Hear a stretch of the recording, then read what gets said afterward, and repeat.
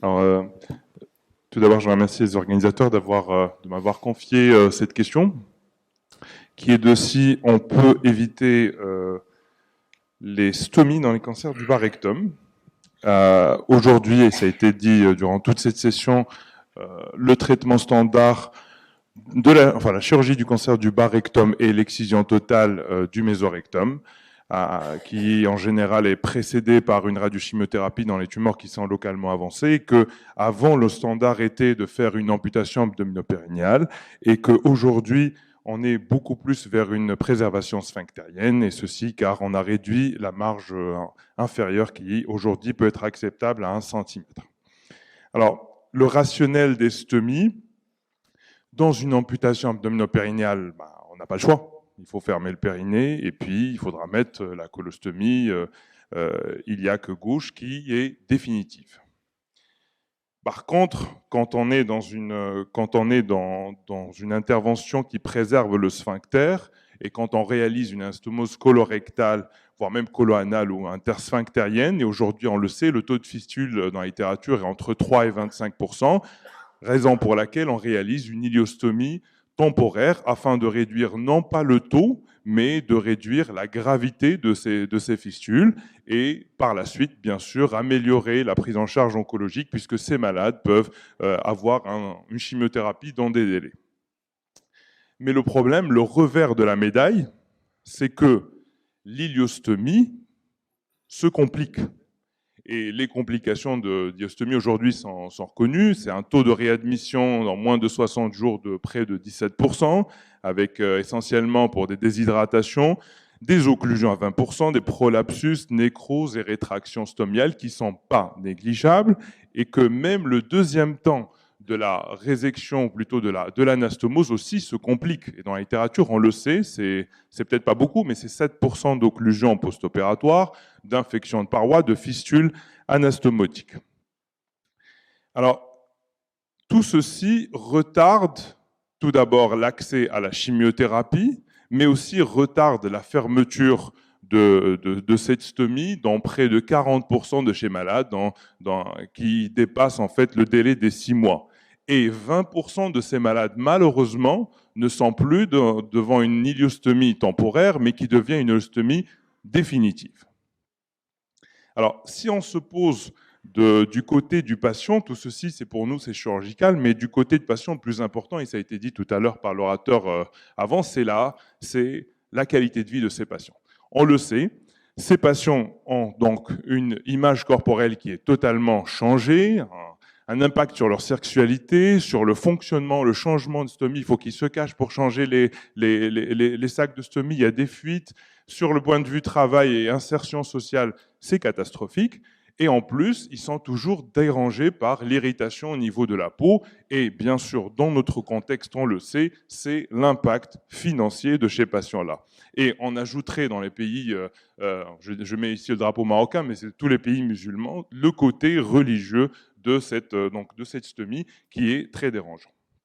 Alors, concernant la colostomie, on n'a pas le choix, mais là encore une fois, en plus, ça se complique, c'est-à-dire que les complications périnéales, c'est un retard de cicatrisation, c'est des infections, des désunions de ces périnées, mais c'est aussi une réadmission pour chirurgie des complications de la colostomie dans 30%, notamment les prolapsus, la rétraction, la hernie, l'occlusion, et tout ceci a un coût. Et dans la littérature, on le connaît, ça multiplie 5 fois la prise en charge le coût de prise en charge par le patient.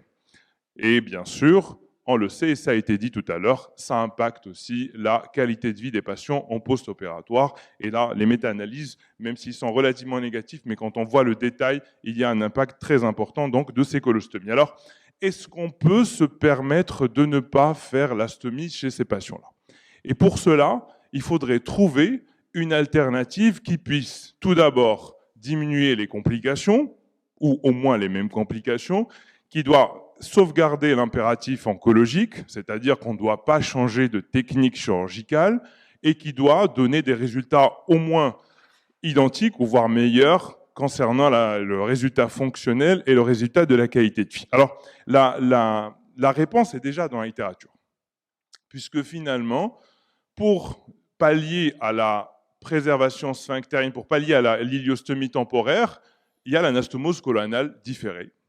Technique de Bonlieu, du Poultreau, chacun comment il l'appelle, mais donc c'est le fait de faire une colonale différée. Et pour l'amputation abdominopérinéale, c'est la colostomie périnéale pseudocontinente.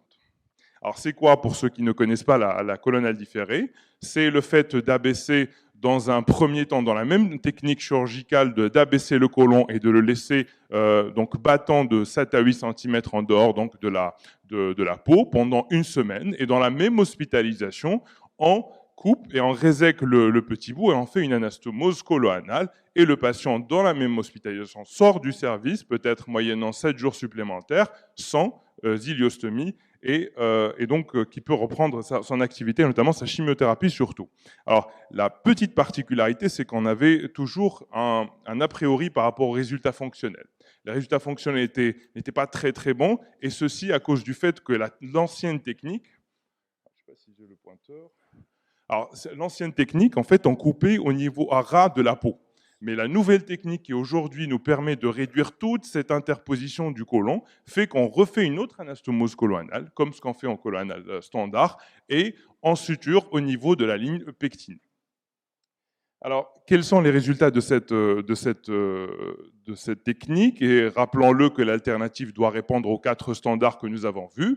Alors, tout d'abord, on a déjà des données de la littérature qui montrent que finalement, l'anastomose colonale différée donnerait moins de fistules anastomotiques et d'abcès pelviens.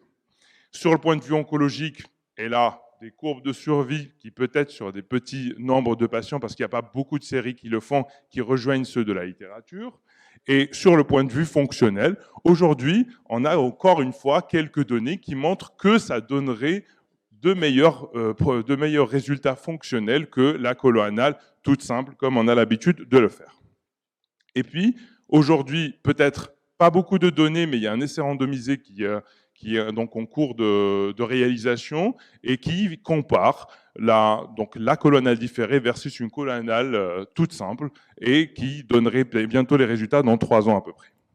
Alors ça, c'est concernant l'iliostomie temporaire. Alors deuxième technique que nous avons proposée, qui est encore une fois dans la littérature, c'est la colostomie périnéale pseudocontinente. Hier, il y avait une très belle vidéo de mon collègue Tijani qui avait montré comment on réalise. Donc après une amputation abdominopérinéale standard, c'est-à-dire qu'on ne doit pas changer nos impératifs oncologiques, on récupère un bout de côlon, donc 8 à 10 cm, qu'on doit dénuder de ses franges épiploïques et de sa muqueuse, et puis par la suite qu'on doit amarrer après un tour et demi à 2 cm donc de la peau et faire une colostomie, non pas iliaque gauche, mais périnéale. Et ce pseudo-sphincter va jouer donc le rôle d'une pseudo-continence, d'où l'appellation colostomie périnéale pseudo-continente, mais bien sûr qui impose une irrigation quotidienne pendant les premiers mois qui peut devenir toutes les 48 heures et le patient doit être prêt à faire ça afin d'éviter donc une colostomie iliaque gauche. Alors quels sont les résultats de cette technique?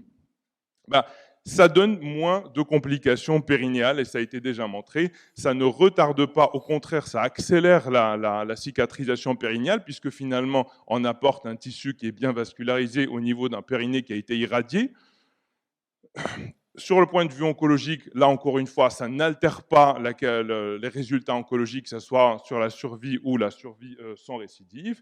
Et puis sur le résultat fonctionnel, ça a été comparé non pas aux colostomies gauche bien sûr, mais ça a été comparé à toutes les techniques qui préservent le sphincter, c'est-à-dire résection intersphinctérienne et colo-anale. Il n'y a pas de différence, voire même il y a une petite amélioration pour la colostomie périnéale pseudocontinente si les irrigations sont faites de façon correcte. Et puis, concernant la qualité de vie, bien sûr, il n'y a aucune comparaison, et notamment sur l'effet majeur qui est l'image corporelle des patients, puisque les patients n'ont pas de stomie, et ils récupèrent donc leur schéma corporel d'une façon identique au standard. Alors, est-ce que ça répond? Finalement, là, sur les 4 checkpoints, c'est oui, on est en vert, peut-être un petit peu moins sur la qualité de vie puisqu'on attend l'essai. Et donc, si on veut répondre à cette question, peut-on éviter l'estomie dans le cancer du rectum? Je pense que oui. Alors c'est pour cela que, mais en fait oui, mais on n'a pas encore d'essais qui sont bien menés dans la littérature pour pouvoir proposer à ces malades ce travail et ces deux techniques.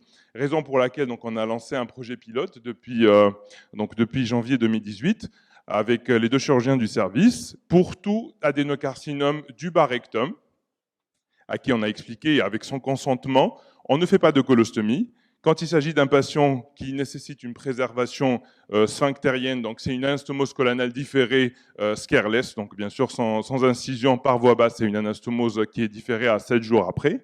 Et pour les patients qui ont une amputation abdominopérinéale, donc c'est une colostomie périnéale pseudocontinente sans cicatrice.